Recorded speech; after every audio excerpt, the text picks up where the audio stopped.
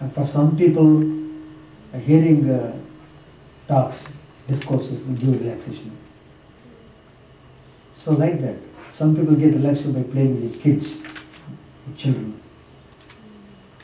But in the background, you must have the attitude of thinking of God, in the background. Then everything becomes okay.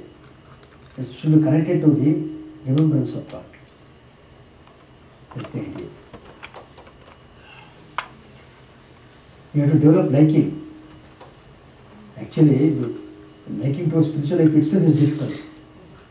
You have to go against your worldly nature. It is not so easy. But it is possible. Thank you. You mentioned every problem has a solution. You mentioned every problem has solution.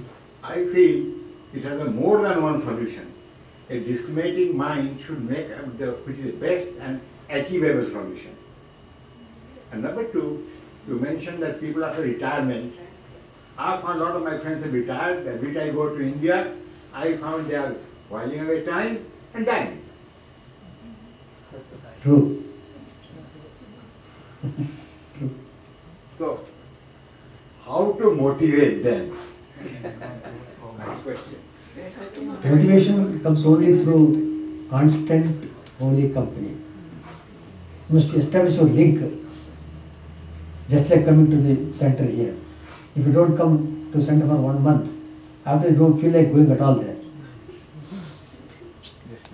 But somehow if you try to practice, now every Sunday I must go.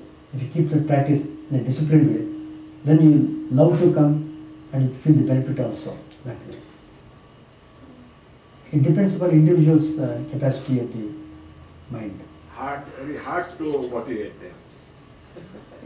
Unless they are practicing for the earlier life, earlier period. It is true, it is hard, no doubt. Yes. It is very, really hard. That's what I am telling. Don't think spiritual practice should be practiced when you get at the age of 70 years. Yeah. That's what happening. That's true. But at least the awakening will be there. I wasted my time, all the time is gone without doing spiritual practice. But that repentance must be sincere. And I have seen people in the advanced stage, not many people, at least there are few who take the spiritual path seriously.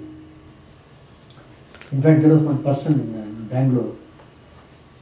He was a very good engineer, superintending India, and very able and very capable.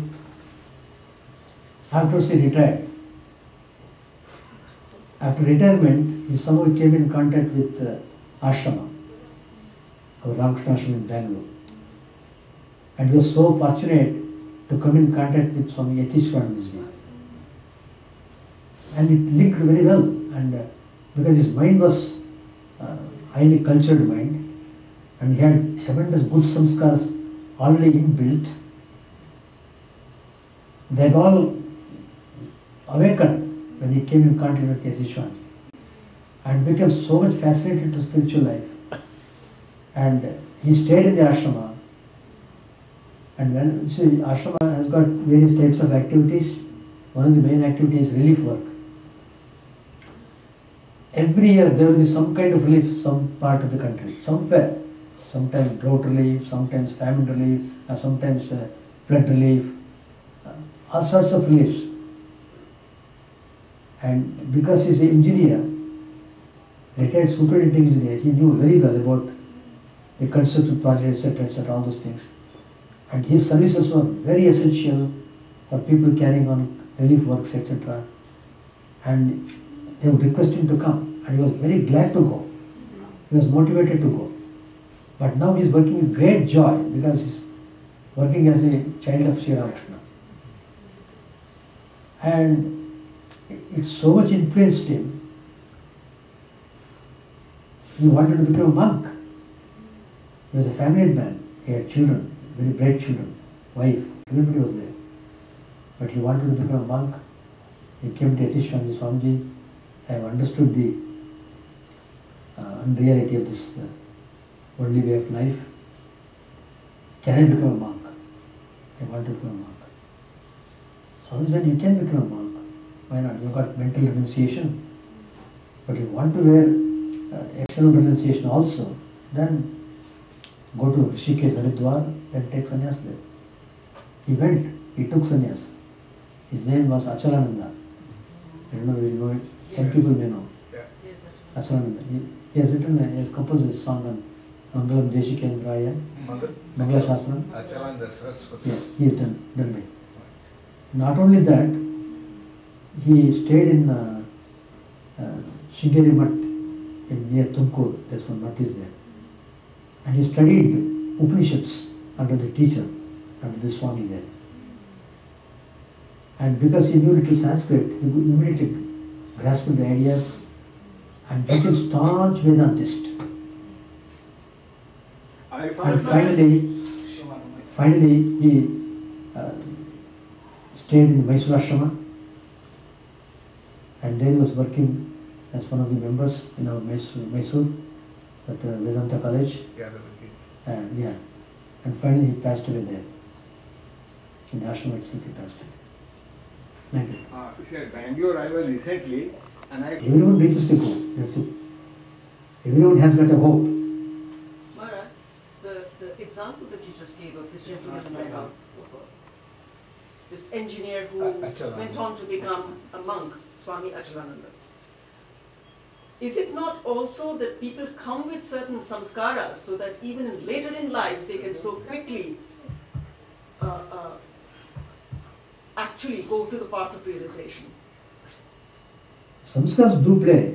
And is You- and is it not also partly the grace of God that brings you to that path? Grace of God is on everyone. But the spiritual people recognize it, only people don't recognize. It's by the grace of God also only people live. Without His grace, how can they live? True, but to be drawn to God, don't you think that also requires... That requires special grace. There you go. The special grace is possible only through some process, Yes. holy company, like that. You have to establish well in the link shouldn't be cut off. So when you have a link with the ashrama, you should not only come participate, you must involve also in the ashrama activities.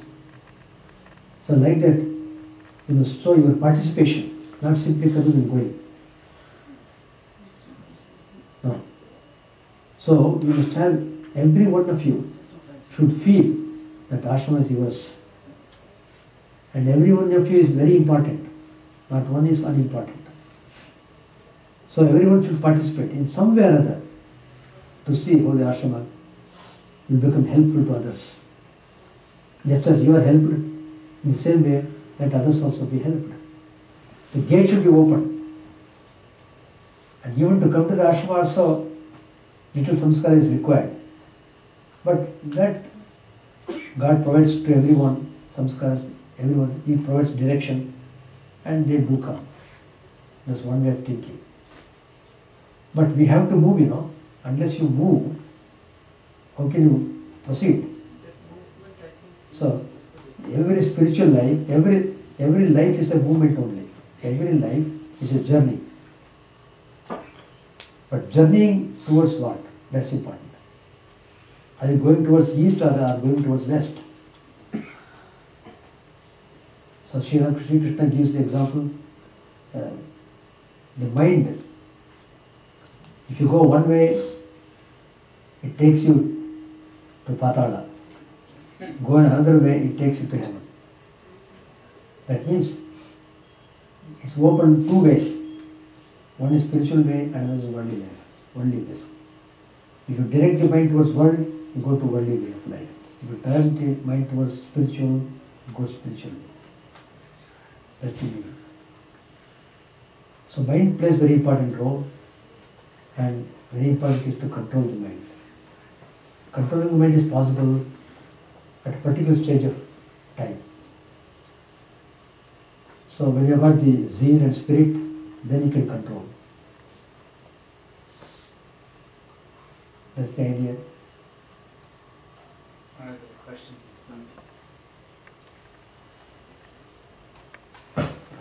Yeah. This this question is regarding second topic, Swamiji. When you say evil-minded, is there any definition for that? Is it relative or absolute? The reason is, in our daily life, in our social life, we come across many people who are not spiritual at all. At our workplace, neighbors, friends. So how do you define evil-minded? Not necessarily defined. The point is, you must not involve. You must not involve too much in the company which distracts you away from God. Too much means how much? See, the more you come in contact with the worldly type of people, the more you go away from the spiritual ideal. And the time you come when you have lost all interest about spiritual life. And you become more worldly than others. That's the effect, bad effect of the worldliness. Well, my definition is worldliness means that which takes you away from God, away from spiritual ideas, away from spiritual thinking. That's called worldliness.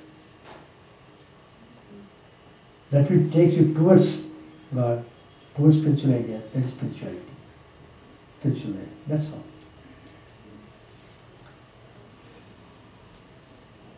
Same way, for example, TV or computer. They are good and bad both. If you open the computer, both good are there, bad also is there.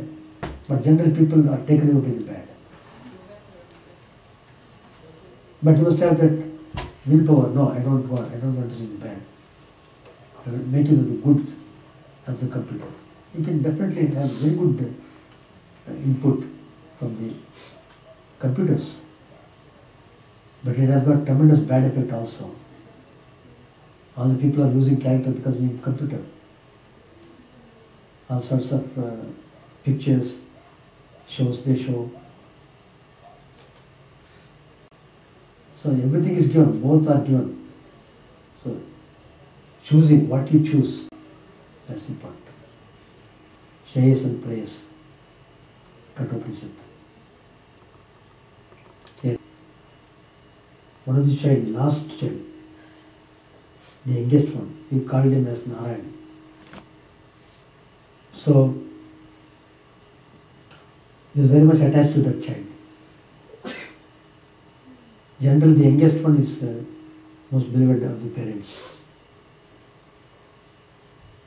It so happened he fell in love with one girl, and he began to spend his time with her.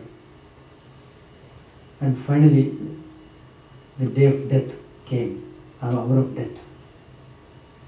At the hour of death, when it comes, he saw the sun was playing there near him. And he just called his name, Narayana, Narayana. All through, before he was dragged to this married life again, he was a very devoted person. He did a lot of sadhana, etc.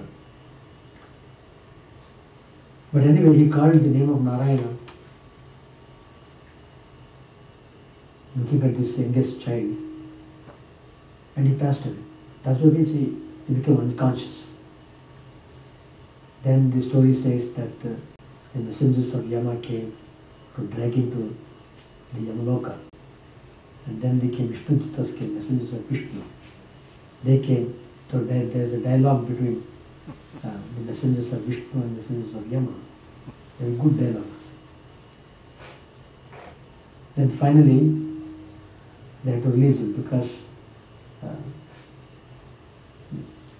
how could they release this? Because he was repeating Narayana's name at the hour of death. So that made him purified of all his sins he had committed. So he was eligible for going to Vishnu Loka rather than Yamaloka. So that repeating Lord's name, even at the last moment, that helps a great lot for the journey of the soul. Sri Krishna also says in the Bhagavad Gita, at the hour of death, whoever calls my name, you will come to me, like that. But one may ask, see, he was calling the child his latest son. It doesn't mean that he is calling Narayana himself. But the point is, the God's name was given to the child. The idea is, but somewhere or other must be able to repeat Lord's name. But nowadays they put all sorts of names. Doli, Dili.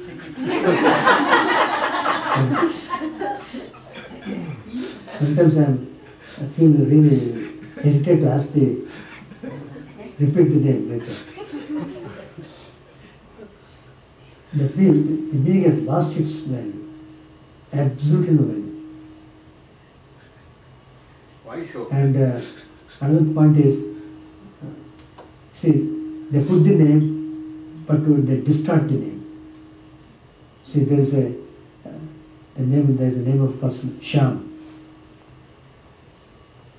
But when he begins to talk, he said, who is speaking? I am Sam. Sam? I haven't heard of Sam. Who is that Sam? I am Swami, I am Sam. Shyam. Then he repeats. Then why are you telling Sam? So they distort the moment you distort the name, that value is gone. Instead of calling Shyam, you are calling Sam. Is it not? Why so, Swamiji? Why so? Why so? Why so is happening? Because of the samskaras. Again, samskaras come to play. Samskaras I am telling. So, repeating God's name knowingly or unknowingly it has effect. Same way, repeating otherwise also knowingly or unknowingly affects you. If you think of worldly things and keep on dwelling upon that, you will be born as a worldly person next time also. It's just like that. So doctrine of karma is very strong in our Hindu tradition. It's a cosmic law. As you sow, so you reap. None can escape. Good, bad. Sangha of Sannyasam, Swami Vivekananda says very nicely how true it is. None can escape, he says. There's a cosmic law. Doctrine of karma is cosmic law. So it is like that.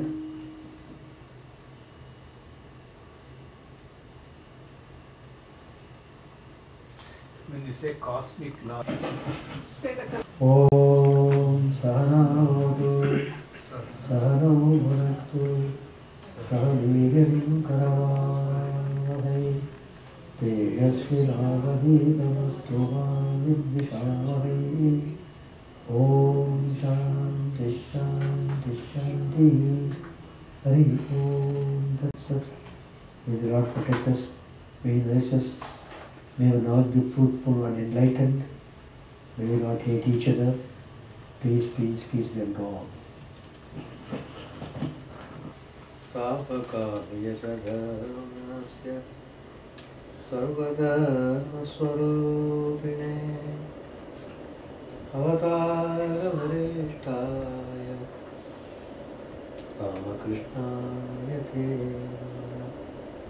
asato ma sadgamaya tamaso ma jyotirgamaya Mrityormamritangamaya. Om Shanti Shanti Shanti.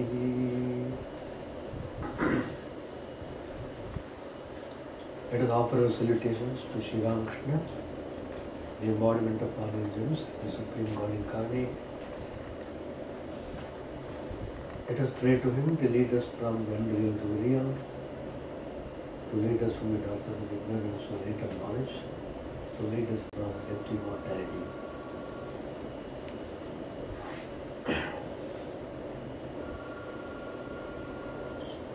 Today's topic I am speaking on the subject, vanity destroys spirituality.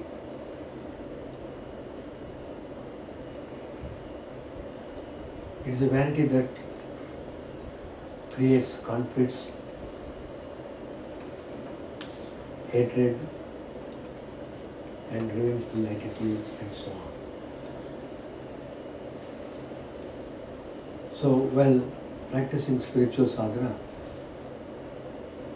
you must give attention to this fact that vanity should not be encouraged in any manner.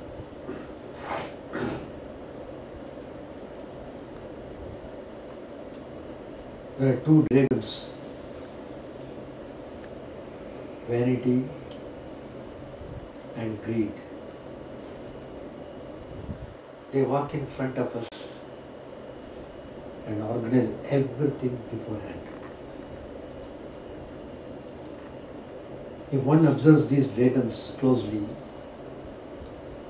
both are functions of self-love. To love oneself is not a crime, but to only love oneself is foolishness. What is love, especially in the domain of relationship? Love is a caring energy. Love is inclusive, while possessiveness is exclusive. Relationships work very well if one operates from an inclusive energy. This creates a feeling of oneness that is uplifting. In the absence of inclusive energy, one tends to be very possessive. When love is exclusive, one becomes possessive. Possessiveness creates suffocation in relationship. Freedom is lost. So, what one needs to do is concisely, consciously bring in caring or inclusive energy. If love is inclusive, then is individual freedom lost? Is not exclusive energy a part of my freedom? Freedom has to be understood properly. Freedom is not the absence of bondage. It is in spite of bondage. Think deeply. Infinite is not something other than the finite. It is in spite of finite. If infinite is other than the finite, then it is finite as it is other than the finite. Similarly, freedom is in spite of knowledge, in spite of bondage. Freedom is in spite of bondage.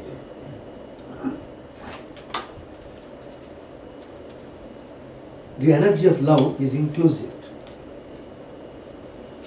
It is not conflict with any other similar space that is inclusive and not in conflict. But if the energy of love is exclusive, one will be limiting oneself, and hence it will be in conflict with the other. Exclusiveness is not a part of freedom, but of ignorance. A kite up in the sky had a piece of meat in its beak. Chidananda used to tell this in the Gospel. Many crows chased the bird. The kite attempted to escape by holding on to the piece of meat. But after a while, he decided to drop it. All at once, all the crows stopped chasing the bird and went after the piece of meat. Finally, the kite sighed in relief and declared, "I might have lost the piece of meat, but I have found my freedom." Drop the notion that love is exclusive and discover the freedom that love is inclusive. If one understands this, how can vanity and greed be the ulcer of the soul? Greed and vanity are part of self-love.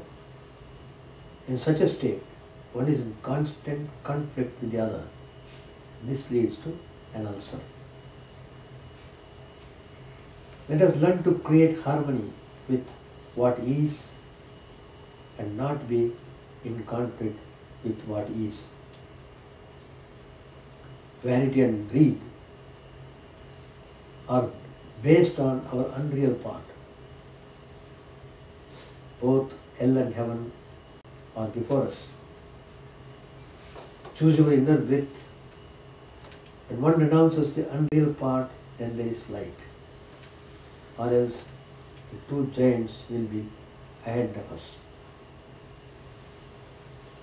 Sri Ramakrishna said to the devotees,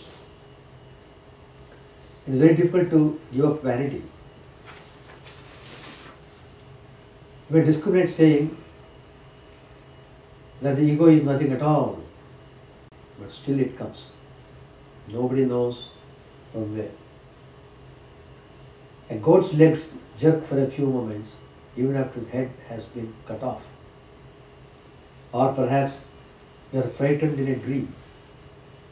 You shake off sleep and are wide awake, but still you feel your heart palpitating. Egotism is exactly like that. You may drive it away, but still it appears from somewhere. Then you look sullen and say, what? I have not been shown proper respect.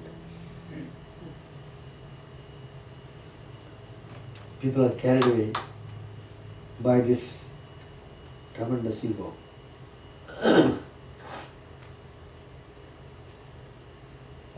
There is one incident which I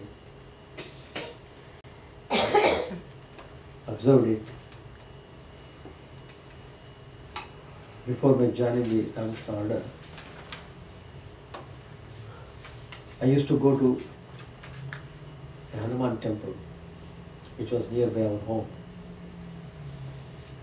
It had a big prayer hall.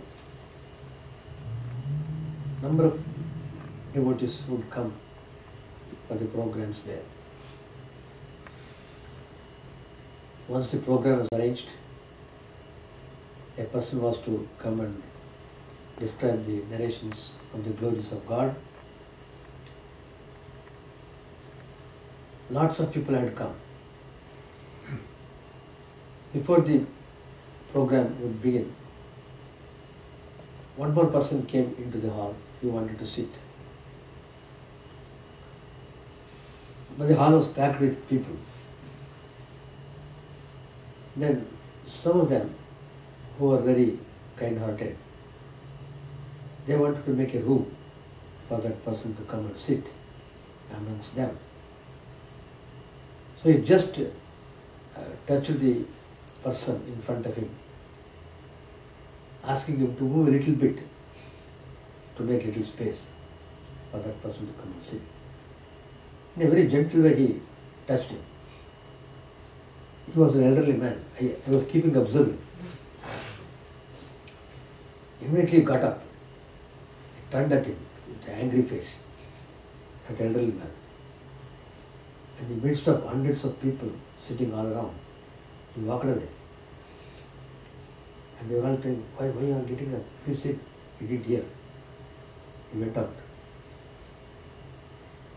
That is the way how a man with ego acts upon. He loses his balance.